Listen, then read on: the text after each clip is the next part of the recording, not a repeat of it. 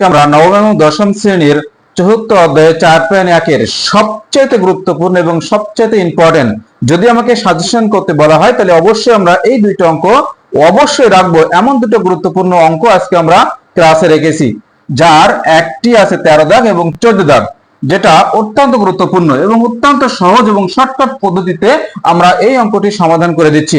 এখন আমরা সময় নষ্ট না করে দেখি অঙ্কটা কিভাবে সমাধান করতে পারি। এখানে 13 দাগে আমাদের এই অঙ্কটি আছে, এটা সমান কিন্তু আমাদেরকে 1 প্রমাণ করতে হবে। সেই ক্ষেত্রে আমরা এখানে লিখবো অবশ্যই 13 দাগ।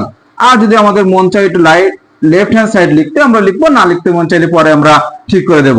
তাহলে এখান থেকে আমরা অবশ্যই লিখতে পারি যে x পাওয়ার a আর এখানে কিন্তু b দেওয়া আছে, এটা সমান কিন্তু 1/ab। আবার কিন্তু আমাদের x b আর x c আছে, তাহলে 1/bc লিখতে পারি।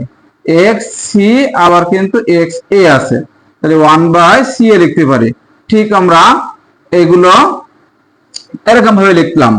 এখন আমরা সবাই জানি এটা হচ্ছে ভাগ আকারে আছে, তাহলে বিয়োগ করব, তাহলে x a - b এটা, তাহলে আমরা লিখতে পারি x a - b আর ব্র্যাকেটে কিন্তু 1/ab into x b - c আর 1/ কিন্তু bc, x c - a আর 1/ কিন্তু ca। এখন এটা যদি আমরা এর সাথে গুণ করে দিই, x a - b/ab আর ইনটু x b - c/ কিন্তু bc, x c - a/ কিন্তু ca, এটা সবসময় উপরের সাথে গুণ হয় এই জন্য। এবার x এখানে আমরা a - b/ab যোগ এখানে আছে b - c/ কিন্তু bc যোগ এখানে c - a/ কিন্তু ca লিখলাম। x এর উপরে আমরা এখান থেকে a b c এর থেকে আমরা লসাগু করলে abc হয়। এখন এই ab c থেকে ab অংশ যদি বাদ দিই তাহলে c টা উপরের সাথে গুণ করব, এর সাথে c গুণ করলে ac, b এর সাথে c গুণ করলে bc। এখানে bc টা যদি বাদ দিই তাহলে a টা এর সাথে গুণ করব, তাহলে এখানে হবে ab আর এখানে হবে কিন্তু ac। এখানে c আর a টা যদি বাদ দিই তাহলে b এর সাথে গুণ করব, তাহলে bc আর এখানে হয় কিন্তু ab। একদম সহজ। এখান থেকে আমরা এবার ab আর ab কেটে দিলাম, bc কেটে দিলাম, ac কেটে দিলাম, তাহলে উপরে থাকে 0/ কিন্তু abc। তার অর্থ কিন্তু দাঁড়ায় 0 এর সাথে যা কিছু আমরা গুণ করি বা ভাগ করি সবসময় 0ই হবে, তার মানে x 0, অতএব কিন্তু এর মান কিন্তু 1, অতএব কিন্তু এটা অবশ্যই রাইট হ্যান্ড সাইড। এরকম ভাবে কিন্তু আমরা এটা সমাধান দিতে পারি। আরো একটি সহজ এবং শর্টকাট পদ্ধতিতে আমরা অঙ্কটি সমাধান করব, সেটি হলো 14 দাগ, যে অঙ্কটি খুবই ইম্পর্টেন্ট এবং খুবই ছোট এবং খুবই গুরুত্বপূর্ণ। এরকম একটা অঙ্ক আমরা এখন করতে যাচ্ছি। এখানে আমরা লিখব 14 দাগ, এখানে আছে লেফট হ্যান্ড সাইড লিখলাম, এখানে আমরা লিখতে পারি x a/x b আর এখানে কিন্তু আমরা লিখব a + b ইনটু হলো x b/x c, এখানে লিখবো আমরা অবশ্যই b + c, এখানে x c/ কিন্তু x a, অবশ্যই এখানে লিখবো আমরা c + a।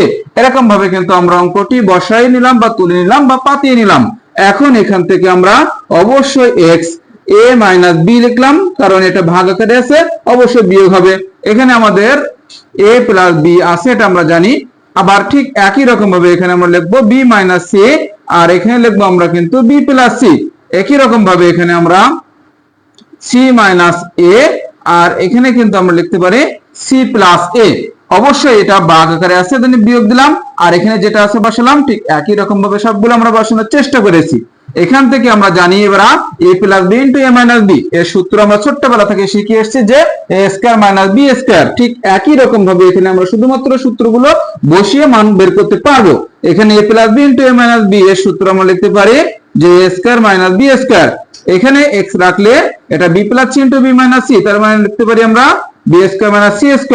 এখান থেকে ঠিক একই রকম ভাবে আমরা লিখতে পারি c² - a²। দেখেন কতটা সহজ ভাবে কিন্তু আমরা করে দেওয়ার সর্বোচ্চ চেষ্টা করছি। এখান থেকে আবার সব x গুলো থেকে আমরা x টা কমন নিলাম, তাহলে এখানে থাকে a² - b² ইনটু উঠে গেলে প্লাস হয়ে যায়, এখানে b² - c² ইনটু উঠে গেলে প্লাস হয়ে যায়, এখানে c² - a²। পানির মতো করে আমরা এগুলো কেটে দেব। অবশ্যই a² কেটে গেল, b² কেটে গেল, c² কেটে গেল। কেটেটা গেল কিভাবে? এটা আমরা একটু খেয়াল করি। অবশ্যই কোনো জিনিস থেকে কোনো জিনিস যদি বাদ দেওয়া হয় তাহলে তার ফলাফল কিছু থাকে না। যদি আমরা 2 থেকে 2 বাদ দিই তাহলে তার ফলাফল কিন্তু শূন্য থাকে। 3 থেকে 3 বাদ দিলে তার ফলাফল কিন্তু শূন্য থাকে। এ থেকে এ বাদ দিলে তার ফলাফল কিন্তু শূন্য থাকে। সেই অনুপাতের উপর ভিত্তি করে আমরা কিন্তু এখানে এ আর এখানে মাইনাস এ স্কয়ার আছে, এজন্য কেটে গেল। প্লাস বি মাইনাস বি কেটে গেল, প্লাস সি মাইনাস সি কিন্তু এখান থেকে আমাদের কেটে গেল। ঠিক তাহলে আমাদের এক্স এর উপরে কিছুই থাকে না, তাহলে কি থাকবে? শূন্য থাকবে। আর কোনো কিছু পাওয়ার যদি শূন্য হয় তার মান সকল ক্ষেত্রে কিন্তু অন হয়। এটাকে আমরা ছোট থেকে বা যেদিন আমরা সূত্র করিয়েছি সেদিন কিন্তু বারবার আমরা বুঝিয়ে দিয়েছি। অবশ্যই তাহলে এটা হচ্ছে রাইট হ্যান্ড সাইড। তাহলে আমরা লেফট হ্যান্ড সাইড সমান রাইট হ্যান্ড সাইড কিন্তু প্রুফ করলাম, কারণ এখানে রাইট হ্যান্ড সাইডে আমাদের 1 প্রমাণ করতে বলছে। ঠিক পরবর্তী অঙ্কগুলো আরো সহজ মাধ্যমে পেতে এবং শর্টকাট পদ্ধতিতে পেতে এবং এই অধ্যায়ের অঙ্ক বইয়ের যত সাজেশন পেতে আমরা অবশ্যই চ্যানেলটি সাবস্ক্রাইব